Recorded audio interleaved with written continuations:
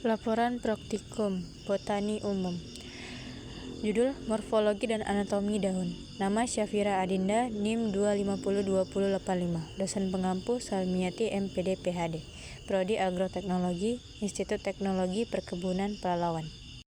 Pendahuluan latar belakang. Daun merupakan organ tumbuhan yang sangat penting karena berperan utama dalam fotosintesis, transpirasi, dan pertukaran gas.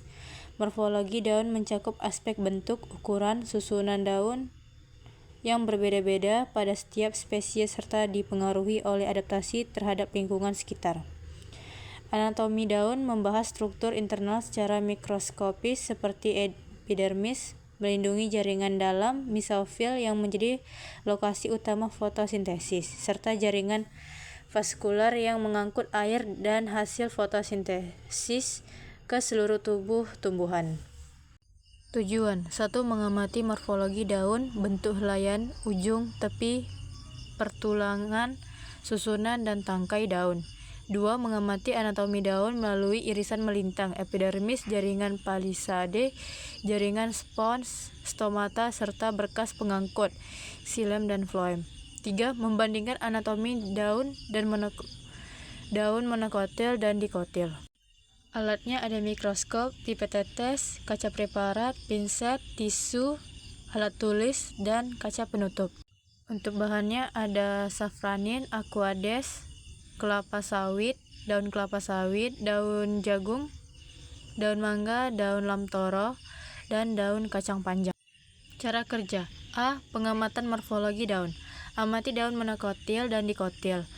2. Amati bentuk helaian, ujung pangkalan, tepi, pertulangan daun, menyirip atau sejajar, dan letak daun pada batang. 3. Catat dan gambar perbedaan morfologi daun monokotil dan dikotil. Pertama-tama, iris melintang daun. Jangan lupa diletakkan di kaca preparat lalu ditetesi oleh aquades dan safranin 1 tetes. Lalu tutuplah dengan kaca penutup. Tunggu sampai 2 menit dan amatilah di mikroskop. Hasil pada daun sawit. Bentuk helaiannya bentuk daun secara keseluruhan menyirip majemuk, panjang dengan banyak anak daun. Anak daun bentuknya pita memanjang, ujungnya meruncing, tepinya rata, pertulangannya sejajar, letak pada batang tersebar tetapi berkumpul rapat membentuk roset di ujung batang. Daun kacang panjang. Bentuk helaian majemuk 3, terdiri dari 3 anak daun. Bentuk anak daun bulat telur melebar hingga belah ketupat. Ujung daun meruncing, pangkal daun membulat hingga agak membanji. Tepi daun rata, pertulangan daun menyirip, letak pada batang berseling. Daun lamtoro. Bentuk helaian majemuk menyirip ganda 2 seperti bulu ayam.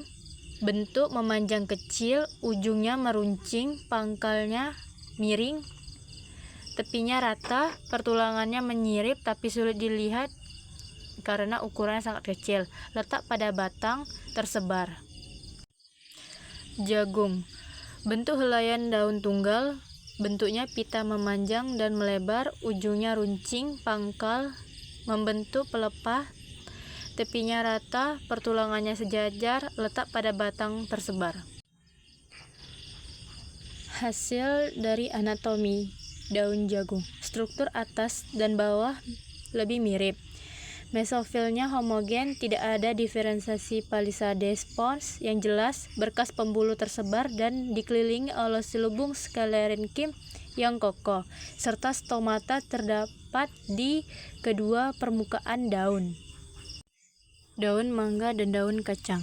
Epidermis atas dan bawahnya berbeda. Mesofil diferensial menjadi jaringan tiang yang rapat di bagian atas dan jaringan spons berongga di bagian bawah. Berkas pembuluh tersusun atas satu lingkaran pada tulang daun. Pembahasan. Secara anatomi, daun jagung menunjukkan adaptasi unik yang disebut adaptasi Kranz. Selubung berkas pembuluh yang tersebar mengelilingi xilem dan floem yang merupakan lokasi siklus Calvin, memungkinkan jagung melakukan fotosintesis C4 yang sangat efisien terutama di lingkungan panas. Daun mangga memiliki kutikula tebal, dan saluran resin getah di jaringan mesofil. Ini adalah adaptasi penting untuk mengurangi kehilangan air melalui transpirasi dan memberikan pertahanan kimia terhadap herbivora atau hama. Kehadiran pulvinus bantalan pada pangkal daun kacang panjang dan lamtoro secara anatomi memfasilitasi gerakan nokturnal tidur daun yang membantu dalam meregulasi dan pertahanan diri. Rangkuman, bagaimana tumbuhan bisa dibedakan dari daun yang ada di kotil maupun monokotil? Ada perbedaan dan kesamaan antar daun-daun tersebut dari segi morfologi maupun anatomi.